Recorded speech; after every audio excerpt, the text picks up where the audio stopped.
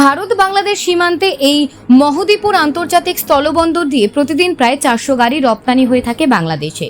পেঁয়াজ সহ বিভিন্ন সবজি এবং পাথর রপ্তানি হয়, কিন্তু বাংলাদেশে অগ্নিগর্ভ পরিস্থিতি। এই অবস্থায় আন্তর্জাতিক এই সীমান্ত দিয়ে দুদিনের জন্য আমদানি রপ্তানি পুরোপুরি বন্ধ করে দেওয়া হলো।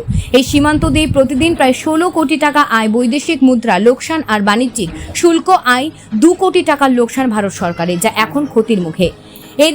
একদিকে যখন সীমান্ত দিয়ে রপ্তানি আমদানি বন্ধ, সীমান্তে বহু গাড়ি দাঁড়িয়ে রয়েছে। বাংলাদেশ দীর্ঘদিন থেকে ডলার আর্থিক মন্দার মধ্যে দিয়ে চলছে। আমাদের ব্যবসা ইতিমধ্যেই সব মন্দার মধ্যে দিয়ে আমরা আছি। তারপরে সাম্প্রতিককালে তাদের ছাত্র আন্দোলনে আমাদের আরও ব্যাপক ক্ষতিগ্রস্ত ব্যবসার দিক থেকে। যেমন কাঁচামালের গাড়ি, আমাদের পেঁয়াজ রপ্তানি ইতিমধ্যে 75-80 টাকা পর্যন্ত হয়ে থাকে, কিন্তু এর আন্দোলনের ফলে আমরা ব্যাপক ক্ষতিগ্রস্ত। কাঁচামাল নিয়ে আমরা দ্বিধাগ্রস্ত।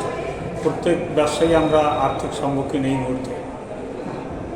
বলছিলাম, এই যে দুদিন বন্ধ সীমান্ত, কত টাকা ক্ষতি হবে? আমাদের পার ডে বৈদেশিক মুদ্রা প্রায় 40 থেকে 50 কোটি টাকার ক্ষতিগ্রস্ত পার ডে, এবং যে আমাদের রেভিনিউ ডিউটি প্রায় আমাদের পার ডে 10 কোটি টাকার মতো ভারত সরকারের ক্ষতিগ্রস্ত এই বর্ডার থেকে। বলছিলাম, কতগুলো গাড়ি যেত প্রতিদিন? টোটাল গাড়ি 350 থেকে 400 গাড়ি পার ডে এক্সপোর্ট হতো আমাদের। সেখানে প্রায় কাঁচামাল 100 গাড়ির কাছাকাছি, এবং অন্যান্য পাথর বা অন্যান্য পশু পোলট্রি খাবার মিলে 400 গাড়ির কাছাকাছি।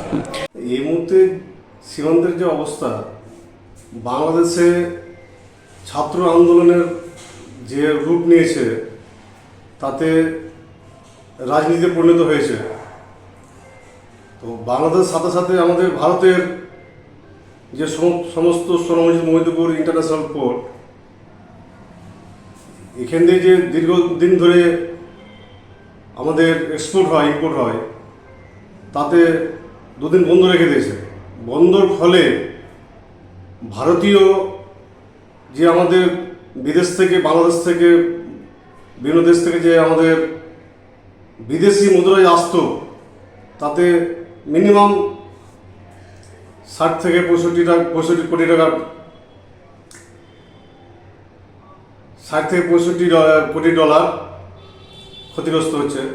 তার সাথে সাথে ভারতীয় যে পেরিসেবলের যে ডিউটি, ওর সাথে প্রায় পার ডে 15 থেকে 20 কোটি টাকা এবং ক্ষতিগ্রস্ত হচ্ছে। এই মুহূর্তে সীমান্তে কতগুলো গাড়ি আটকে রয়েছে? সীমান্তে পেরিসেবল মোটামুটি 150 গাড়ি। কাঁচামালের কিছু গাড়ি রয়েছে? কাঁচামাল বলতে পেরিসেবল বলা হয়। তাদের কাঁচামাল, পেঁয়াজ, আদা, রসুন এইসব গাড়ি যায়। প্রায় 150 গাড়ির মতো দাঁড়িয়ে আছে।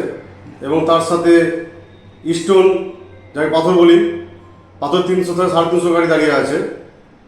এবং আরও বিভিন্ন যে গালামাল রয়েছে সেগুলো প্রায় 100 খানেক গাড়ি দাঁড়িয়ে আছে। প্রতিদিন কতগুলো গাড়ি রপ্তানি হয় সব মিলিয়ে? প্রতিদিন 350 থেকে 400 গাড়ি এক্সপোর্ট হয়। বর্তমানে একটু বাংলাদেশের ডলারের সংকট, তার জন্য প্রায় 300 থেকে 350 ডলার গাড়ি এক্সপোর্ট হয়। এরকম পরিস্থিতি যদি চলে তাহলে কি অসুবিধা হবে আপনাদের ব্যবসায়ী? এই মতন পরিস্থিতি চলতে থাকে তাহলে তো আমাদের ভারতীয় ব্যবসায়ী খুব ক্ষতিগ্রস্ত হবে। কারণ যে অবস্থায় চলছে তাতে আজকের দিনে দুদিন বন্ধ হতে যে আমাদের যে ব্যবসায়ী, তারা মোটামুটি 60 থেকে 65 হাজার কোটি টাকা ডলার মার খাচ্ছে।